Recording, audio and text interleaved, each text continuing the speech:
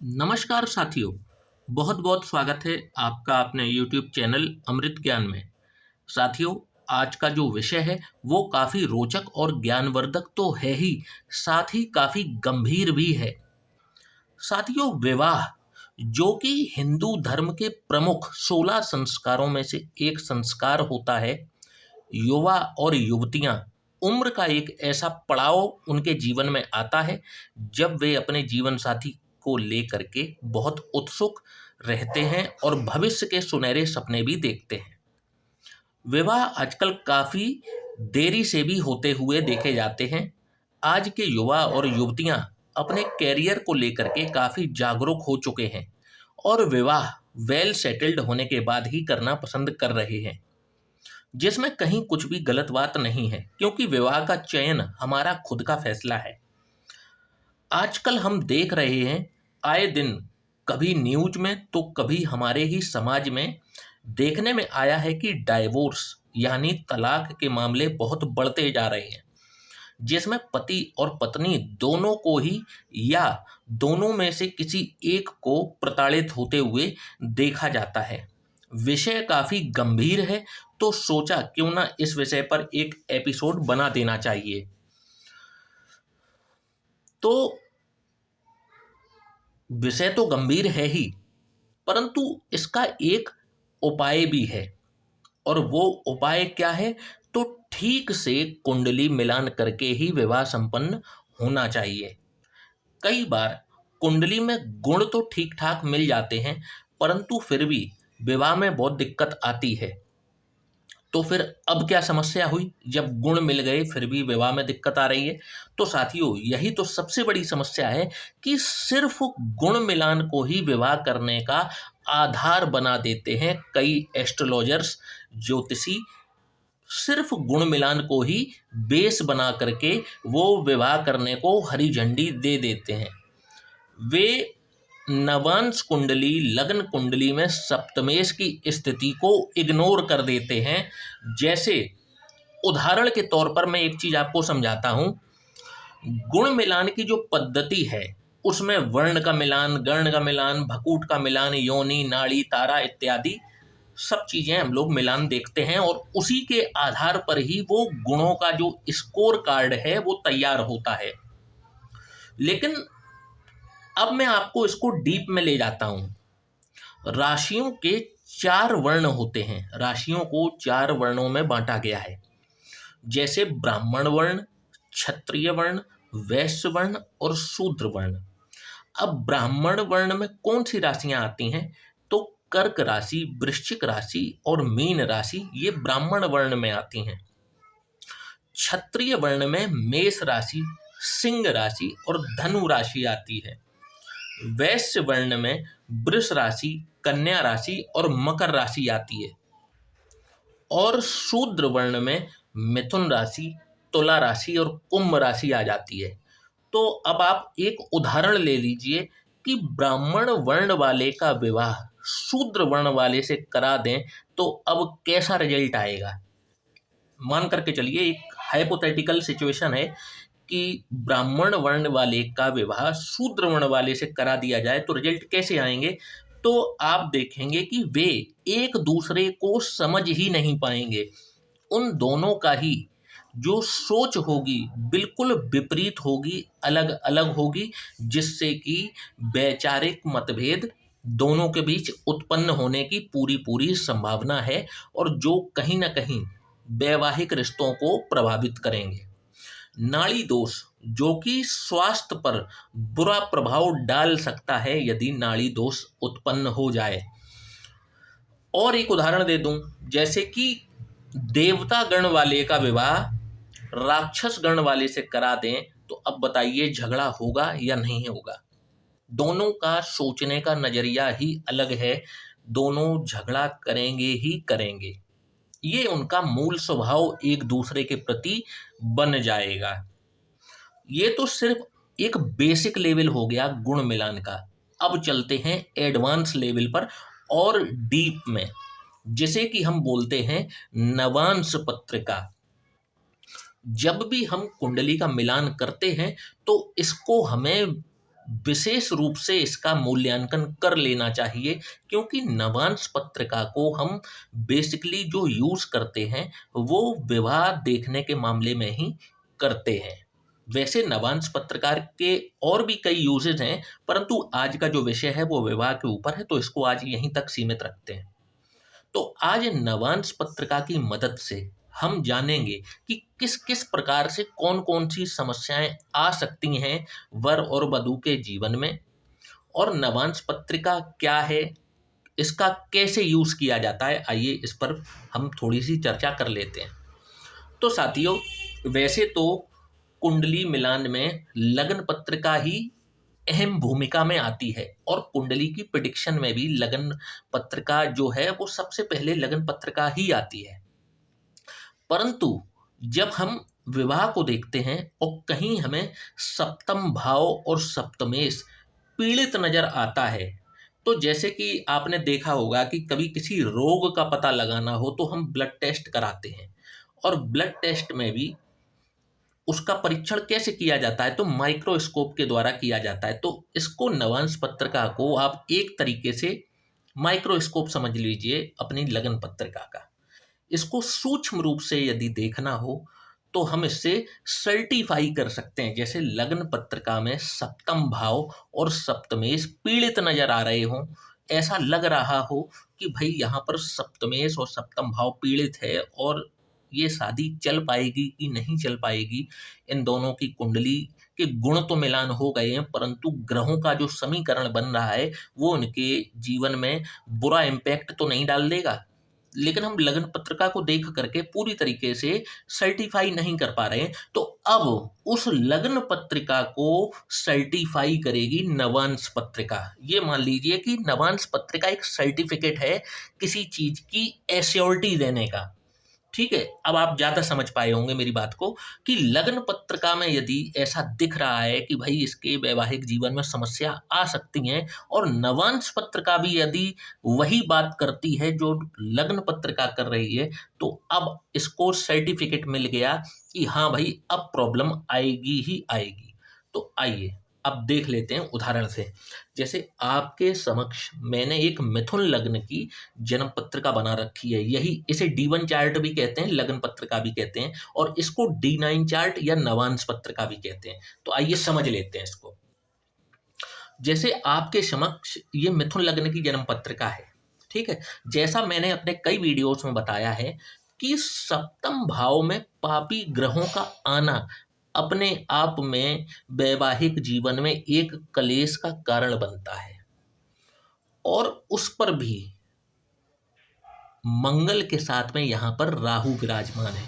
ठीक है, लग्न में केतु विराजमान है, तो ठीक है, व्यक्ति स्पिरिचुअल होगा, कोई सब अच्छी बातें हैं, ईश्वर में आस्थावान होगा, कोई दिक्कत वाली बात नहीं है।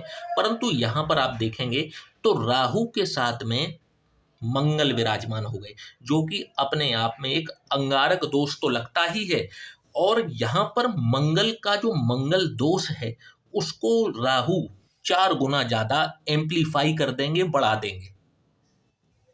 तो अब यहाँ पर राहु और मंगल की स्थिति को देख करके दिमाग में संशय उत्पन्न हो गया कि भाई वैवाहिक जीवन में समस्या तो दिख रही है, स्पष्ट रूप से दिखाई पड़ रही है कि सप्तम स्थान में राहु और मंगल की युति, एक तो राहु का सप्तम भाव से जुड़ना ही अपने आप में कलेश का कारण बन जाता है, ऊपर से जातक हो गया मंगली, और इस मंगल दोष को राहु ने कर दिया 4 गुना अधिक। ठीक है, और यदि बात की जाए तो मिथुन लग्न में मंगल अति मारक भूमिका में होते हैं। मिथुन लग्न में मंगल अति मारक भूमिका में होते हैं। ठीक है, तो एक तो अब ये कारण हो गया कि भाई इस विवाह को हरी झंडी देना मतलब कि वर और वधू को मतलब लड़ाई झगड़े में झोंकने के बराबर हो गया। एक तो ये। अब दूसरी चीज आप देखेंगे तो गुरु, जो कि यहाँ पर सप्तमेश बनते हैं, एकादश भाव में विराजमान हो करके अपनी नवम दृष्टि विवाह स्थान पर डाल रहे हैं। अब जैसा कि मैंने गुरु के बारे में भी बता रखा है कि गुरु जिनकी दृष्टि में अमृत है, जिस भाव पर पड़ती है, उस भाव से संबंधित अच्छे फलों को ये बढ़ा देते हैं और बुरे फलों को कम करने की पूरी कोशिश करते हैं। अगर एक अगर इनका मूल स्वभाव अगर देखा जाए तो ये देखिए विवाह के नैसर्गिक कारक भी हैं, और विवाह के नैसर्गिक कारक होकर के विवाह स्थान पर ही इनकी दृष्टि जो है, अब जो यहाँ पर ये दोष उत्पन्न हो रहा था उस दोष को कम करेंगे। कहते हैं कि एक बलवान गुरु बृहस्पति अगर कुंडली में अच्छे विराजमान हो जाए तो कुंडली के सैकड़ों दोषों का शमन कर देते हैं। तो यहाँ पर गुरु की दृष्टि जो है, तो अब यहाँ पर फिर कंफ्यूजन हो गई कि भाई राहु और मंगल चीजें खराब कर रहे थे, परंतु गुरु जो हैं वो विवाह स्थान को देख रहे हैं। तो अब क्या करना चाहिए? तो जब तक इतनी बात हुई तब तक मेरी दृष्टि गई शनि के ऊपर।